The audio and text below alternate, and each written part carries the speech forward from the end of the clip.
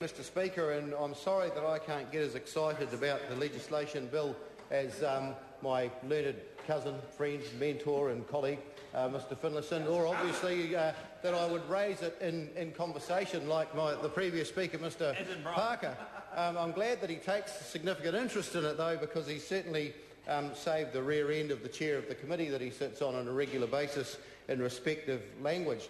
But I am pleased to note that within this bill it's embracing new technology, because we as New Zealanders need to know what the law is so that we can live within it. And I note too that in a recent occurrence the House voted fully in favour of Court's remote participation bill, and I'm pleased to see that that's replicated here tonight. And members will recall, of course, the prolific use of AVL that we're going to have within our court system soon, and I'm pleased to see that the Labor Party has embraced that too, relying heavily, as I understand it has in recent times, on AVL and CCTV and those other mechanisms we have around the House. And it's important to know, though, for us to know exactly when that is going to be applied, so that we know what law we need to live under and the bounds that we must remain within.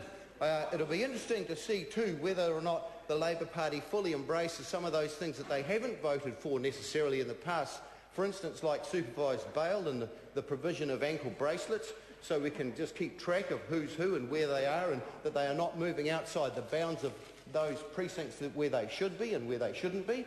And maybe, though, as when we were in opposition, they were strong proponents of the use of dog chipping, so they could know when they do find a rogue mutt hanging around places where they shouldn't be, we can find out who the owner is, what their address is and where they could be returned to. Especially if they're caught on CCTV, or the use of AVL, or if their tracking bracelet's fallen off and they get lost. It'll be good to know who's who, where they should be, what kennel they should be tied up in. Point of order, the Honourable Stevie Chadwick. I wonder if the Speaker opposite could come back to the legislation bill. It's right up. I think the member should take the point that I don't see a lot in the legislation committee here, a lot about CCTV and so on, which I'm not sure I read that in the legislation proposed bill. So I invite the member to continue.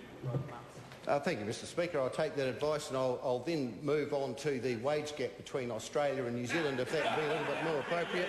Which was totally on. In any event, I'm pleased that once again the House is speaking with one voice, and I'm proud to support this bill. I call the Honourable Marion Street. Thank you, Mr Speaker.